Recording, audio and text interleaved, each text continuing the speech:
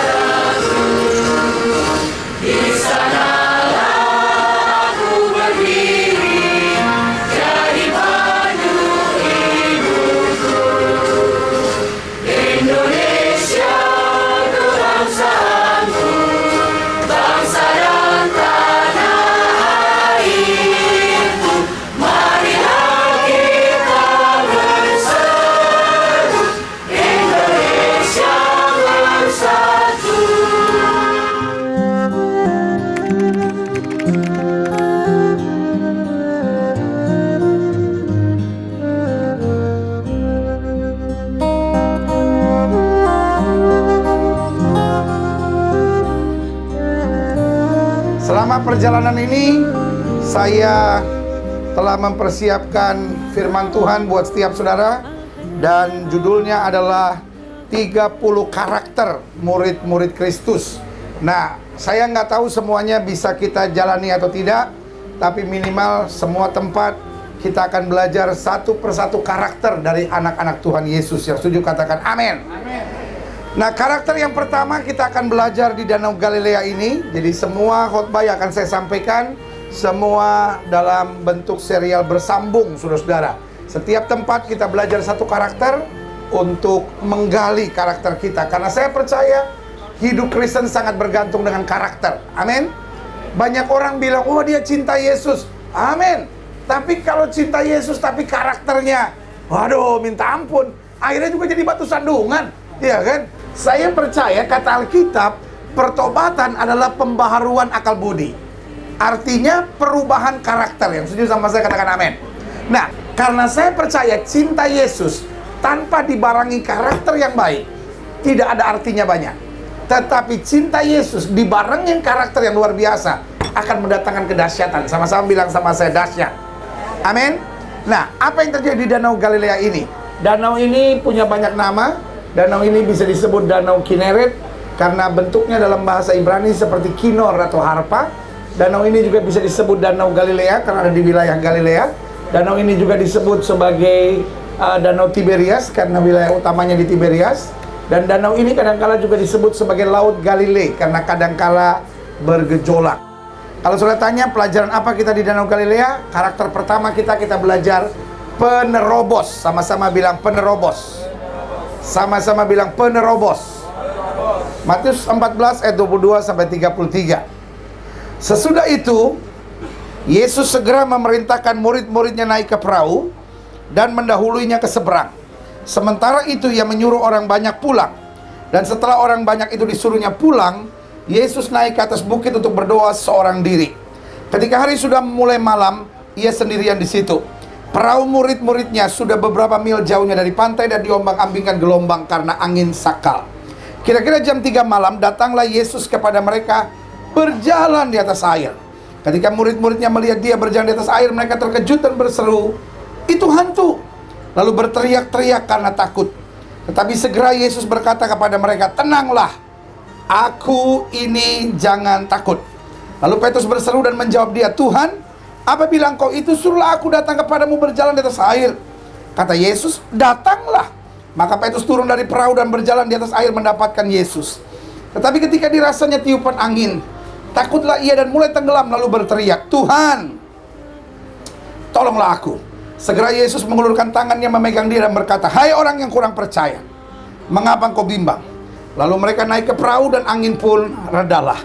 Dan orang-orang yang ada di perahu menyembah dia, katanya, "Sesungguhnya engkau anak Allah." Nah, saudaraku yang kekasih dalam Tuhan, dalam perjalanan kita di tanah perjanjian ini, saya coba simpulkan, apa sebetulnya karakter yang paling jelek dalam hidup seseorang. Saya catat gini, karakter yang paling jelek dalam hidup seseorang, yang pertama pengecut, yang kedua penakut, dan yang ketiga ikut-ikutan, dan yang keempat penjilat, saudara-saudara. Saya ulangi sekali lagi, karakter yang paling jelek pengecut. Orang pengecut itu paling gampang jadi pengkhianat. Kenapa Petrus berkhianat? Bukan karena tidak cinta Yesus. Waktu seorang datang dan berkata, "Kau pasti muridnya," yang ada dalam kehidupannya sebetulnya jiwa pengecutnya. Waduh, nanti gimana kalau saya dibunuh? Pengecut itu pikirannya selalu negatif. Yang setuju sama saya katakan amin. Iya kan? Yang kedua, penakut. Orang penakut juga sama, saudara-saudara. Yang ada pikirannya, bagaimana kalau begini? Bagaimana kalau begini? Bagaimana kalau begini? Nah, saya percaya cinta Yesus bebas dari segala ketakutan. Yang setuju katakan amin. Amin? Iya kan? Lalu yang ketiga, ikut-ikutan. Wah, ini ribet, saudara-saudara. Orangnya ikut-ikutan, ya kan? Lagi rame-rame ikut Yesus, dia ikut Yesus, ya kan? Lagi rame-rame urusan lain, dia ikut lagi yang lain, ya kan? Sehingga dia kanan kiri oke. Ini bahaya. Dan selanjutnya, yaitu penjilat. Waduh, ini lagi. Dan dunia ini makin banyak penjilat, saudara-saudara. Betul? Bilang sama sebelah saudara, "Kamu salah satunya enggak?" Gak apa-apa, tanya aja. Sesama penjilat harus terbuka, saudara-saudara, ya kan? Nah, saudara yang kasih dalam Tuhan, dan yang repot, banyak orang kalau sudah jadi pemimpin, banyak orang kalau sudah jadi kaya, banyak orang kalau sudah jadi terkenal, senangnya dikelilingin penjilat, saudara-saudara. Dan kapan seorang nggak bisa maju lagi? Ketika yang ada di sekelilingnya itu penjilat. Amin? Iya kan? Pastikan setinggi apapun jabatan yang Tuhan percayakan kepada kita, kita jangan dikelilingi penjilat. Iya kan? Karena sekarang penjilat makin banyak, saudara-saudara. Dan banyak orang makin suka dijilat, saudara-saudara. Iya kan? Iya kan? Karena mungkin dia rasa geli-geli kalau dijilat, ya kan? Saudaraku yang kasih dalam Tuhan, pastikan hari ini kita menjadi seorang penerobos. Sama-sama bilang sama saya, penerobos. Amin? Nah, di Danau Galilea ini, dalam ibadah minggu yang berbahagia ini, izinkan saya menjelaskan beberapa hal penting untuk memiliki karakter penerobos. Yang pertama, penerobos mengerti tugas dan tanggung jawabnya. Yang setuju sama saya katakan amin. Nah, saudara lihat, segera itu Yesus segera memerintahkan murid-muridnya naik ke perahu. Lihat, saudaraku yang kekasih dalam Tuhan, Jesus knows what to do. Yesus tahu persis apa yang harus dia buat. Dia bilang sama murid-muridnya, "Oke, kamu pergi." Dia bilang apa? Ayat 22. Sesudah itu Yesus segera memerintahkan murid-muridnya naik ke perahu dan mendahuluinya ke seberang. Sementara ia menyuruh orang banyak pulang. So, he knows what to do. Orang banyak di depan dia, murid-muridnya di depan dia. Dia juga punya tugas, dia juga masih harus berdoa. Dia juga masih punya banyak aturan yang harus dia jalankan. Apa yang dia buat? Dia give command. Dia kasih perintah, "Oke, kamu naik perahu, kamu pulang. Let me alone." Iya kan? Nah, saudaraku yang kasih dalam Tuhan, itu yang saya bilang. Dia tahu, makanya ayat yang selanjutnya, ayat 23 bilang, "Dan setelah orang banyak itu disuruhnya pulang, Yesus naik ke atas bukit untuk berdoa seorang diri. Ketika hari sudah malam, ia apa? Sendirian di situ. Penerobos mengerti tugas dan apa? Tanggung jawabnya. Kita kadang-kadang suka nggak enakan. Kita kadang-kadang suka terpengaruh sama badan kita. Aduh, saya pengen berdoa tapi capek gitu. Saya pengen sih melayani Tuhan, tapi gue sebel ngeliat tuh orang mukanya gitu. Ngeliat mukanya aja gue pengen tempeleng aja tuh orang. Iya kan? Nah, saudara gue yang kasih dalam Tuhan, kalau kita mengerti tugas dan tanggung jawab kita nggak pusing dengan keadaan tubuh kita gitu ya kan? Kadang-kadang kita, ya saya mesti bangun pagi sih berdoa, tapi aduh masih capek nih gitu ya kan? Ya saya sih harus begini nih, tapi aduh nggak enak nih gitu ya kan? Nah, saudara gue yang kasih dalam Tuhan, Jesus is alone. Yesus sendiri di situ. Tetapi jiwa penerobos tidak takut dengan kesendirian. Yang setuju sama saya katakan amin. Amin. Kadang-kala kita, ya saya sih tahu pendeta tapi saya nggak ada temennya gitu. Saya sih mau pendeta tapi saya nggak ada temennya gitu ya kan. Seorang penerobos dia tahu tugas dan tanggung jawabnya. Kalau ini tugas saya, ini tanggung jawab saya, whatever the price might be, I will do it. Sama-sama setuju sama saya katakan amin. Amin. Nah, doa saya sederhana. Jangan jadi pengecut. Jangan jadi penjilat. Jangan jadi orang yang ikut-ikutan. Tetapi saya berdoa, pulang dari tanah perjanjian ini, urapan baru turun dalam hidup saudara. Dan urapan itu bernama terobosan. Ya kan? Dunia sedang butuh penerobos, saudara. Dunia sedang dipenuhi dengan orang yang cuma ikut-ikutan. Ya kan? Dalam dunia bisnis banyak orang ikut-ikutan. Satu bikin pabrik roti, semua bikin pabrik roti. Ya kan? Satu bikin es cendol, semua bikin es cendol, saudara. Ya kan? Satu bikin gereja, semua bikin gereja, saudara. Ya kan? Nah, saudara yang kasih dalam Tuhan, pastikan jiwa kita seorang penerobos. Sama-sama bilang, saya seorang penerobos. Yang kedua saya pelajari, penerobos jika melihat masalah, memikirkan solusi. Nah, kita ini kadang-kadang gini. Halo? Kita kalau lihat masalah, kita cari dulu siapa yang salah. Iya kan? Nah, itu paling sering itu. Iya kan? Anak sakit. Suami langsung bilang sama istrinya, "Mama sih nggak jagain betul." Nah, gitu kan? Istri nyalain suaminya. "Ya kamu kan juga tadi kan udah tahu angin, kenapa kamu bawa keluar?" Nah, ribut gitu kan? Iya kan? Iya kan? Nah, itu dia. Kita kalau ada masalah, yang pertama kita cari siapa yang salah, saudara. Tetapi if we found who is guilty, kalau kita tahu siapa yang salah, juga nggak nyelesain masalah, saudara. Hello? Amin? Iya kan? Selalu lihat di sini. Pada ayat selanjutnya, perahu murid-muridnya sudah beberapa mil jauhnya dari pantai dan diombang-ambingkan gelombang karena angin sakal. Kira-kira jam 3 malam, datanglah Yesus kepada mereka, berjalan apa? Di atas air. Penerobos jika melihat masalah, memikirkan solusinya. Amin. Bandingkan dengan murid-muridnya. Waktu dihantam oleh gelombang, apa yang murid-muridnya buat? Mereka, kata Alkitab apa? Berteriak-teriak. Sama-sama bilang sama saya, berteriak-teriak. Nah, itu. Kalau setan mulai masuk dalam hidup seorang, senang berteriak-teriak. Jadi suami yang kalau marah berteriak-berteriak, kerasukan setan itu. Catat itu, Bu. Iya kan? Nah, ini kayaknya sepanjang perjalanan ini yang gue paling ingat. Istri kalau marah berteriak-berteriak, mulai kerasukan setan. Ini yang paling harus digarisbawahi. Kalau perlu dikotakin merah, saudara. Kata Gilbert, pokoknya orang kalau berteriak marah-marah mulai kerasukan setan, ya kan?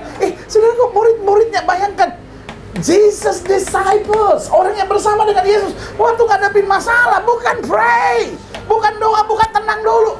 Penerobos cari solusi. Sama-sama bilang sama saya, penerobos cari solusi. Amin. Seorang yang punya jiwa penerobos, waktu dia lihat masalah, dia pikir solusinya dulu. Urusan lain urusan nomor 2. Tetapi yang penting problem selesai dulu. Amin. Jalan keluar terjadi dulu. Yang penting persoalan dapat diatasi dulu, gitu ya kan? Urusan yang lain nomor 2. Yesus nggak bilang sama murid-murid, "Hai, kenapa lu pada teriak-teriak? Bodoh lu, nggak ada iman lu." Yesus nggak persoalkan kesalahan mereka dulu. Nanti Yesus tegur mereka. Tetapi solusinya dulu. Bu, kalau anak-anak ada masalah, selesaikan dulu persoalannya. Baru teguran dan lain-lain belakangan. Amin.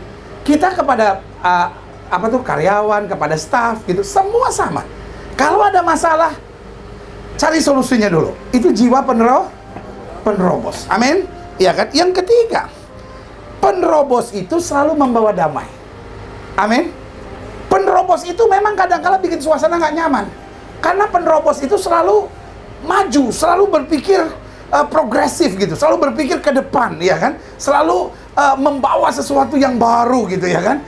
Berani untuk take another mile gitu, ya kan? mengambil langkah yang lebih hebat lagi gitu. Itu seorang penerobos. Tetapi seorang penerobos membawa damai. Kenapa? Ketika semua sedang berteriak, itu hantu. Hello? Apa yang terjadi? Apa yang terjadi? Ketika semua bilang itu hantu, Yesus berjalan di atas air dan berkata, tenanglah, aku ini, jangan takut.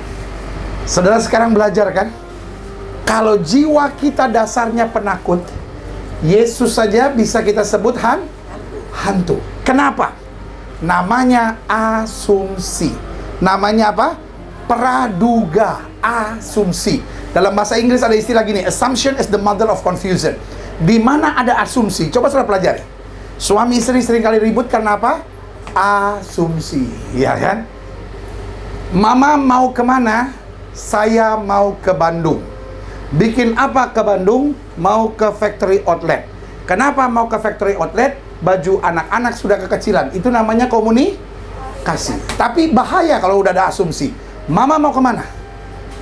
Kenapa papa nanya-nanya? Kamu tuh memang selalu curigaan ya. Kita udah kawin 13 tahun. Kamu masih selalu curiga sama saya. Saya nggak tahu. Selalu dicurigain. Saya minta cerai aja. Suami bilang, kamu jual, saya beli. Lihat, cuman gara-gara mau ke Bandung, nih akhirnya mau cerai. Sedang ngerti nggak? How bad assumptions are.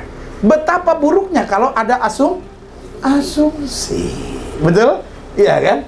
Mama mau kemana? Saya mau ke Bandung, sayang.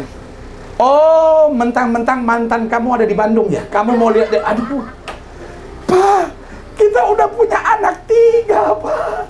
Masih juga kamu curigain aku, Pak. Assumption is the mother of confusion. Di mana ada asumsi, selalu yang ada adalah kebingungan. Banyak persoalan dalam gereja sebetulnya dimulai dari apa? Asumsi. Persoalan keluarga seringkali asumsi. Anak telat pulang, wah kita mulai assume. Jangan-jangan, kalau udah jangan-jangan ya udah nggak usah dipikirin ya kan. Pokoknya kita ini anak Tuhan Yesus penerobos. Modalnya cuman aku percaya. Sama-sama bilang sama saya, aku percaya. Di kamus kita, jangan katakan apa yang kita tidak ingin terjadi, tapi katakan apa yang kita inginkan terjadi. Amin. Dalam hidup saya punya prinsip. Yang pertama, saya tidak akan katakan apa yang saya lihat, tapi saya katakan apa yang saya ingin lihat. Amin. Yang kedua, saya tidak akan katakan apa yang tidak ingin saya lihat atau tidak ingin terjadi, tapi saya katakan apa yang saya ingin terjadi. Dan yang ketiga, apa yang saya katakan, apa yang saya tahu Tuhan inginkan dalam hidup saya. Amin. Loh, kalau kita udah tahu jangan-jangan, ngapain kita ngomong? Alkitab bilang hidup dan mati seseorang dikuasai oleh apa?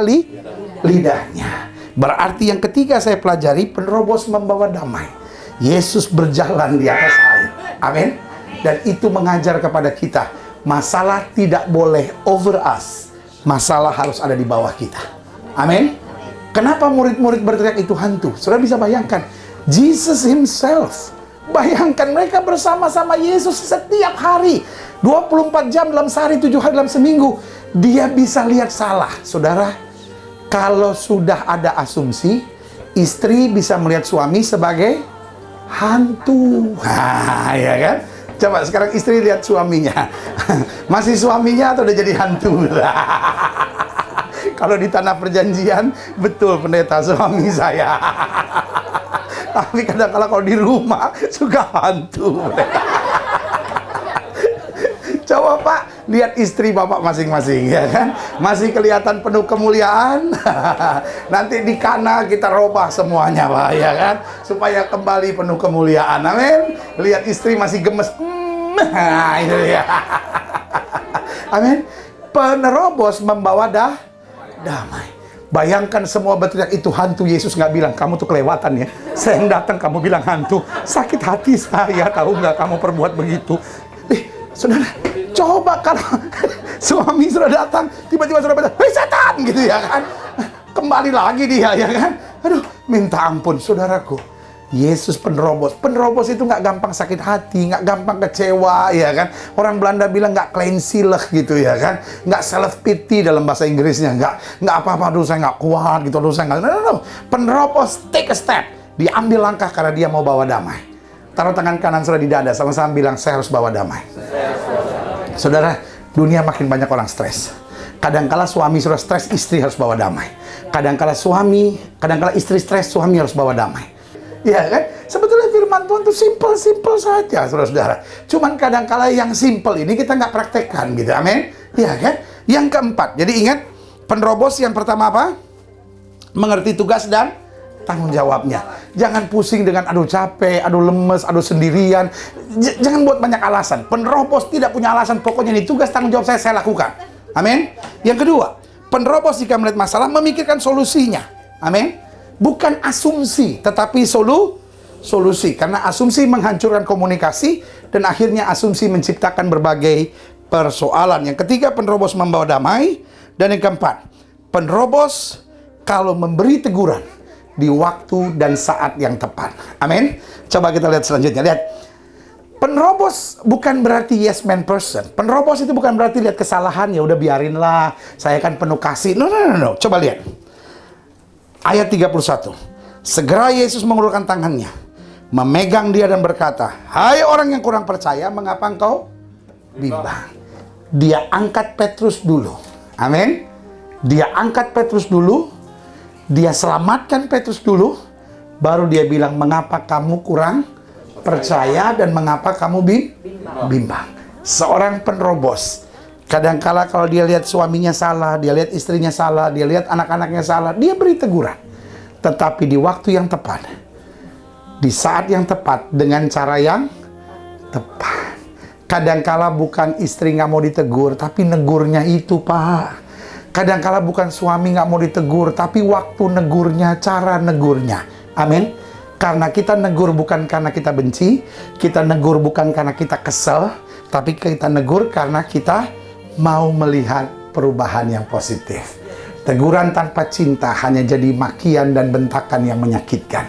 Tapi teguran dengan cinta akan menjadi pelukan hangat yang mengubahkan segala sesuatu. Pelajaran pertama kita di Danau Galilea ini adalah jadilah seorang penerobos. Sama-sama bilang, saya harus jadi penerobos.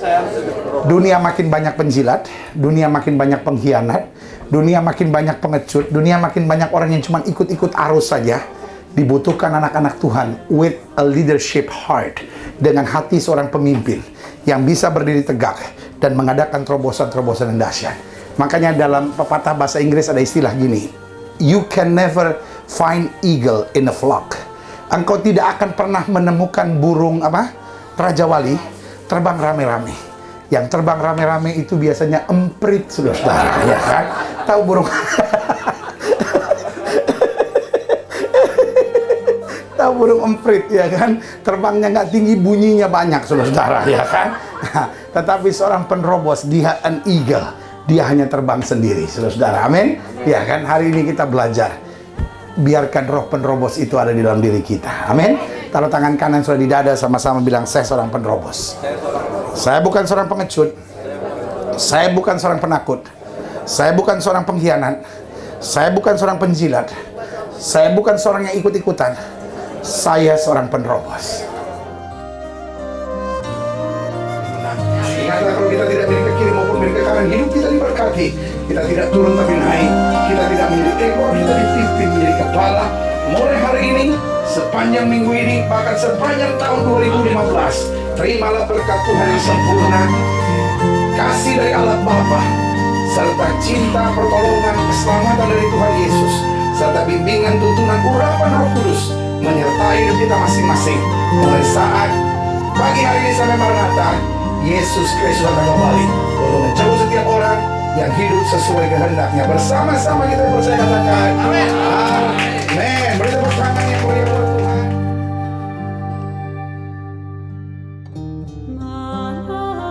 Haleluya, haleluya. Saudara yang kasih dalam Tuhan, saudara sudah mengikuti ibadah minggu dari Danau Galilea, dan otomatis pesan-pesan firman Tuhan sudah dapatkan bersama juga. Dan di salah satu rutinitas setelah bulan-bulan tertentu ada burung-burung yang bisa disebut African Syrian Reef. Nah, itu daerah dari Afrika ke Syria, mereka berpindah dari musim panas ke musim dingin, dari musim dingin ke musim panas. Nah, burung-burungnya melewati Danau Galilea karena dianggap ini danau yang cukup kaya akan ikan-ikannya. So mereka sebelum kembali ke Afrika atau sebelum ke Syria, mereka pasti mampir ke Danau Galilea ini untuk menikmati ikan-ikannya. Nah, makanya lihat, mereka pada Evan bagi roti dulu. Nah, ini caranya begini Bapak Ibu. Dah kan, lempar lagi. Yes. Lempar lagi. Nih, siapa yang mau nih? Siapa yang mau nih? Oh, kayaknya burungnya takut Bapak Ibu. Dia lihat, ada gajah pegang roti. Jadi kita lemparin aja deh. Tuh. Ini lagi nih. Nggak ada yang sambut. Nih. Tuh. Yeah. Lagi. Oh. Nih. Kakak. Tuh. Itu dia sukacita tersendiri, ya. Kita ikuti perjalanan selanjutnya.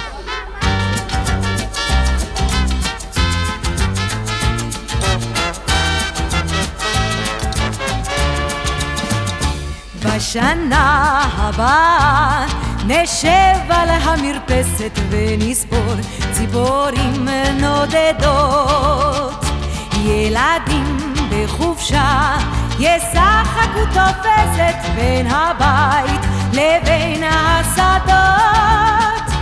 עוד תראה כמה טוב יהיה בשנה הבאה. עוד תראה כמה טוב יהיה בשנה הבאה. בשנה הבאה נפרוס כפות ידיים מול האור הניגר הלבן. ענפה לבנה תפרוס בר כנפיים והשמש תזרח בתוכן. עוד תראה כמה טוב יהיה בשנה הבאה. עוד תראה כמה טוב יהיה בשנה הבאה. לה לה לה לה לה לה לה לה לה לה לה לה לה לה לה. עוד תראה כמה טוב יהיה בשנה הבאה. עוד תראה. Puji Tuhan. Jadi karakter kedua yang harus kita miliki adalah berbahagia. Karena pada dasarnya orang senang dengan orang-orang yang berbahagia, saudara-saudara. Orang nggak senang dengan orang yang bete gitu. Itu yang Yesus bilang. Kebahagiaan yang dari dalam terpancar keluar. Amin. Nah, itu yang membuat anak-anak itu drawn. Anak-anak itu ketarik sama Yesus, ya kan? Lah, Petrus langsung bilang, sana. Dia nggak ada urusan sama yang kecil-kecil begini gitu. Karena Petrus pikir yang kecil-kecil ini kalau kasih persembahan juga kecil nih katanya. Hidup ini jangan pikir yang susah-susah. Kita udah ke tanah perjanjian, kita udah dekat sama Tuhan. Asal keinginan kita jangan aneh-aneh aja. Yesus bilang apa? Kalau boleh, cawani lalu. Tapi biar bukan kehendakku yang jadi, melainkan kehendak-Mu yang terjadi.